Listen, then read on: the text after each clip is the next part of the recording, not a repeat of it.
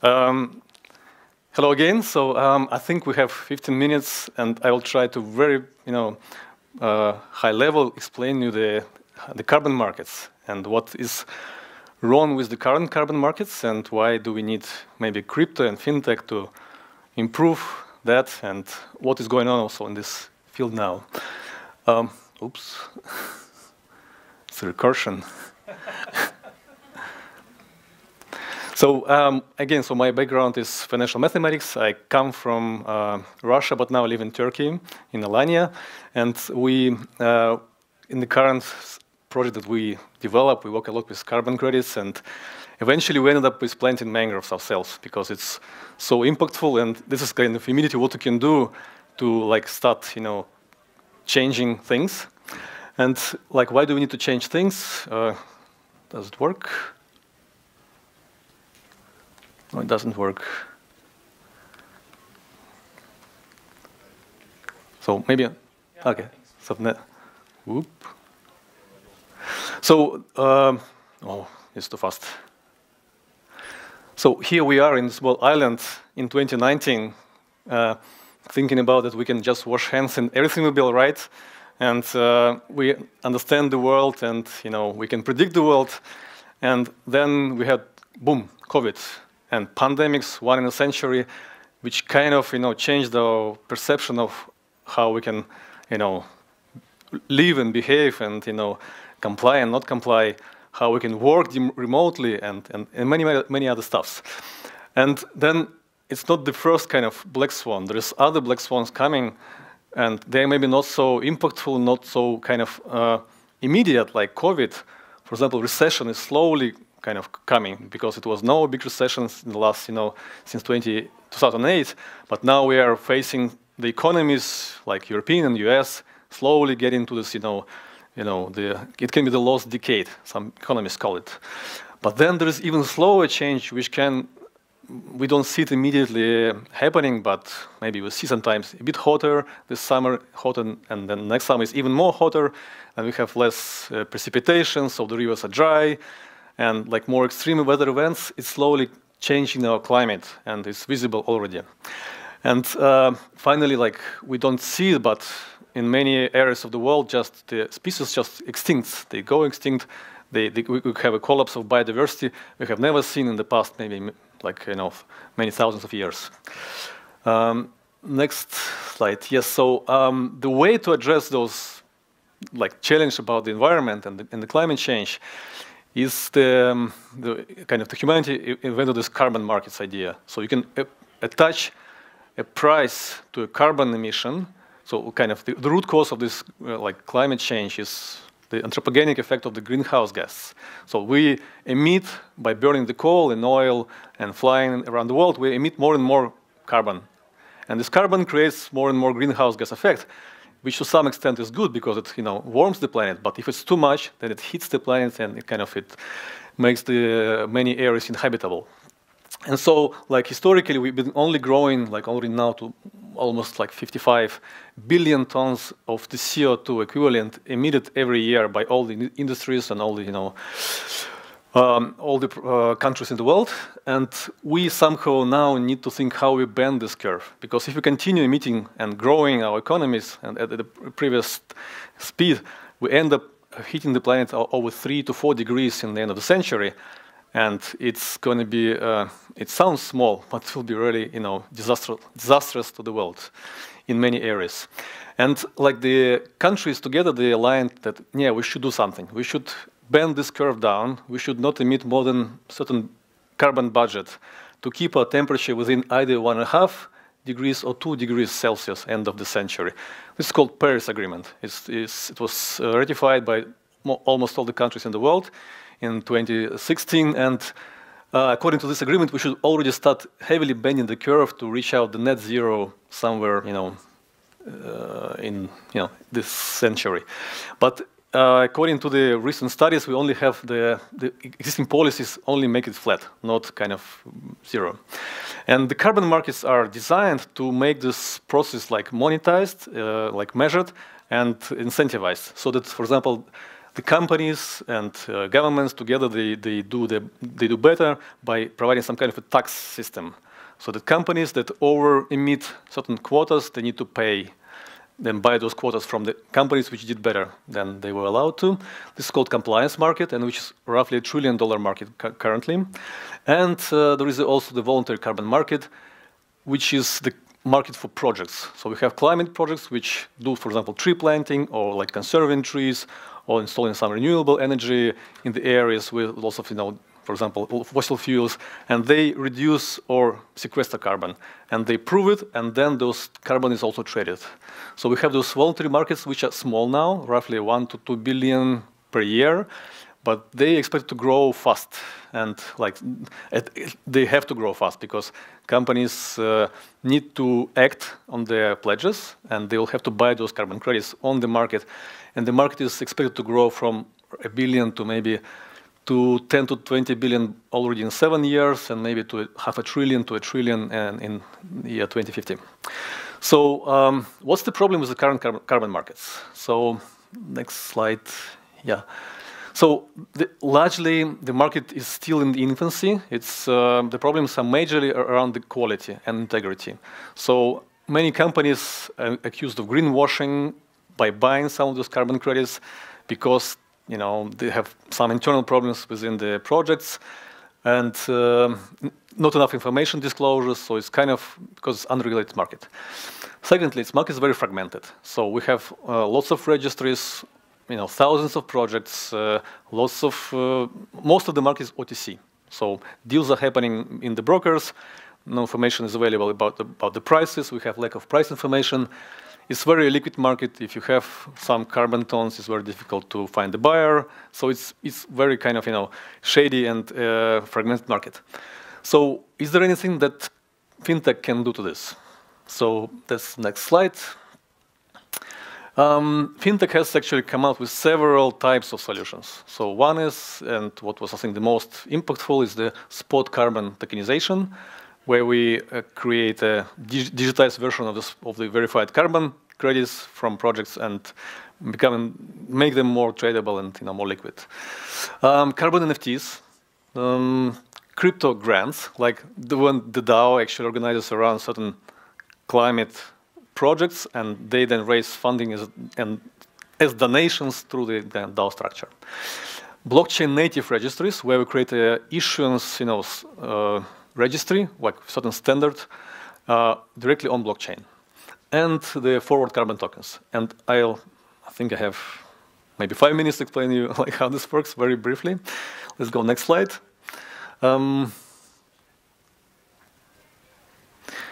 So spot carbon tokens is now roughly, I think, around 3% of the whole voluntary carbon market.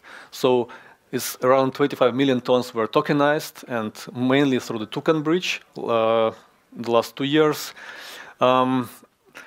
This was the main innovation of token bridge was to make the carbon tons one-way bridge to the blockchain. So we make the ton immobilized and kind of retired on the Vera registry, which is the main registry for carbon, and we create a digital representation of this ton on blockchain, and then we can make it ERC20 token. We can pull them into common token structure and trade them, make them tradable, very liquid. At some point, this market for the base carbon ton was more liquid and more volume than all the kind of traditional fiat sort of based carbon markets. Next slide. So I will skip this. Is kind of, if you're interested, this explains how this tokenization bridge works. So it's pretty fancy applications of blockchain technology, from the NFTs to fractionalized NFTs to the pooled tokens. Let's go on next slide. This is how one of the application looks like for the users. So you can look at various projects which avoided or sequestered carbon. You can shop around and choose one project to offset your emission. Like for example, this one with the Myanmar mangrove restoration, which is placed by the mangrove DAO to this portal. And there you can actually, when you choose this project, you will support that those trees were planted and sequestered the carbon, and you kind of buy the verified sequestration. Actually, when I flew here from Alanya, it's roughly 1 hour flight. It's roughly 140 kilos of CO2 of equivalent of emission in economy class. And I did the retirement, so I chosen like 1 ton to offset. He's like, I put my name because I want to be the beneficiary to like cover my footprint and compensation for the flight. So, and actually, if you try it, it's like probably a couple of seconds. You pay with stable coins or maybe sometimes with a credit card because there's a bridges. And you have a personal certificate which shows, yeah, I'm the beneficiary. I retired 1 ton of the project, reforestation project in China. And actually, I can say that I am now carbon neutral with regard of this conference participation. Let's go next slide. So a couple of words about carbon NFTs. I didn't dig much into those. There, I think around 200 different carbon NFTs collections. Some of them are just tokenized art. So it's basically like a donation. So you buy the NFT and the money goes into the project, some tree planting maybe. Some of them come with the carbon rights. So you buy the NFT and they stream you some carbon over the time. So it's more like a substance there. And one of the projects, for example, is from Moss. They actually have the area in Brazil, and they have attached the rights to the land to the NFT. So if you buy 1 NFT, it's basically buy 1 hectare, and you kind of protect this hectare. And so they will spend this money to protect the area from illegal logging and so on. Crypto grants.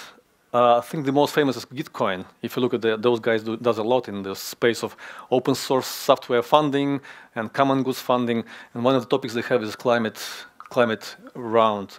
So last round there was 40 projects funded plus 8 bundles of projects, like 50, basically 50 or more projects. Around 400,000 were kind of transferred to those projects. Part of it goes through donations directly, and then it's matched from the bigger fund, according to a quadratic funding rule. So that's again about the innovation of the DAOs. Here's one of them.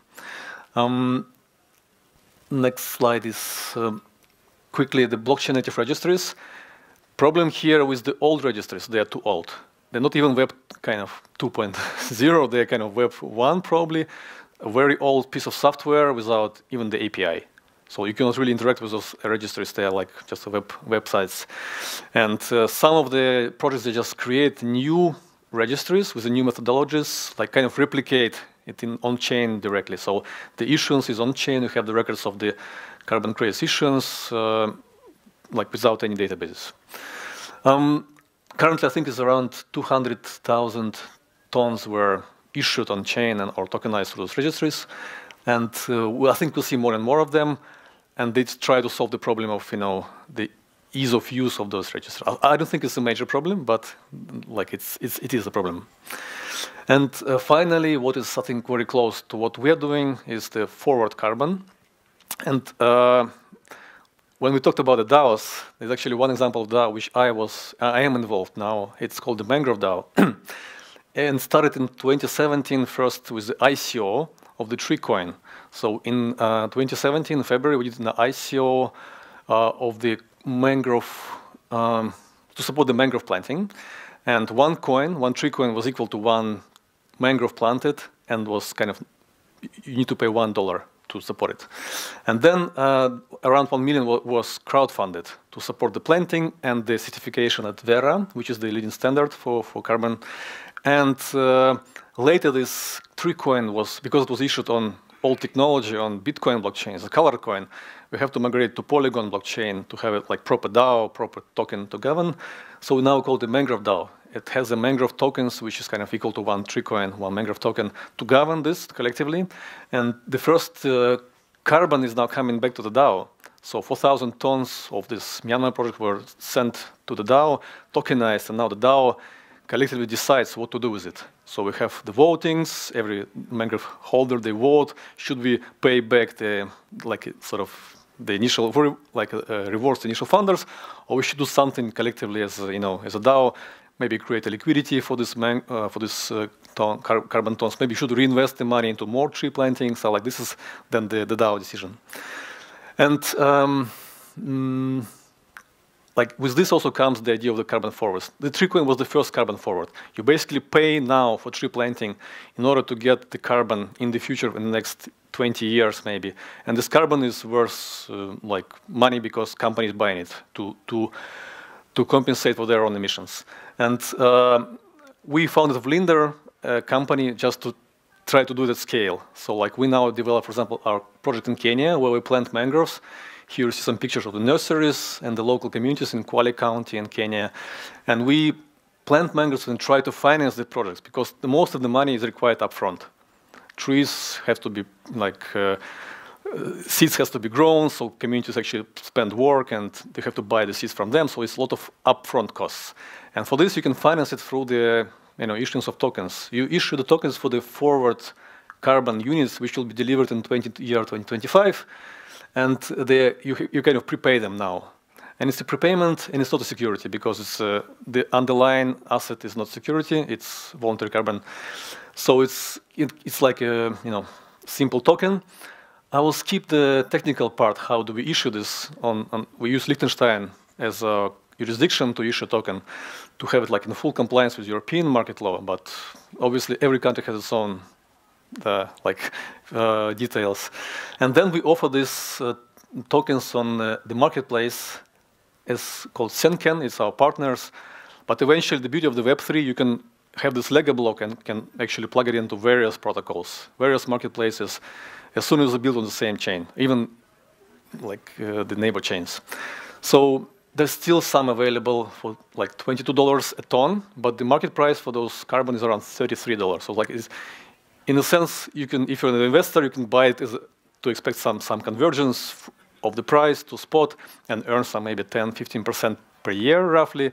But if you're also a company, you can actually hedge your costs of being net zero, just buy some carbon now and retire them in 5 years or like 3 years. So I close with this, and just to show you like this, there is just, I only scratched the surface. There's so many projects, and this space is called ReFi, regenerative finance. It's like a DeFi, but for nature. It's a Cambrian explosion of things, of protocols, people trying different ways, different technologies, different governance, and I just invite you to look at those, and maybe you'll find something close to your heart.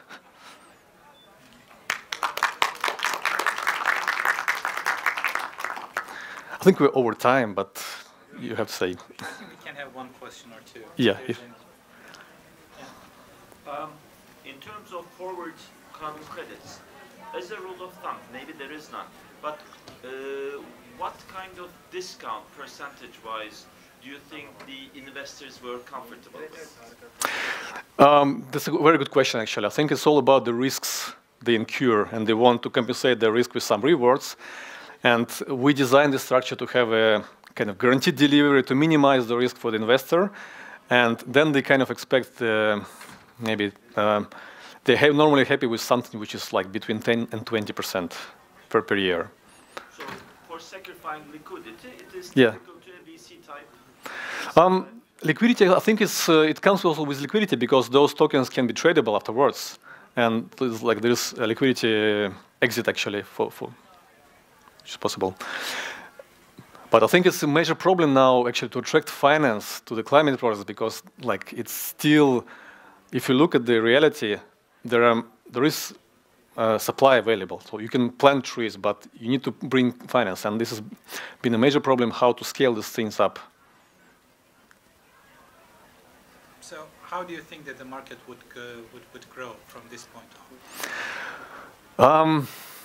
Actually, now every market is a bit in winter, I would say, but I think in the next bull run, this market, especially climate projects in the removal space, in carbon sequestration, they will grow fast because the companies already pledged. If you look at the minimum pledges they will have to make to buy those removals in 2030, that's 500 million tons.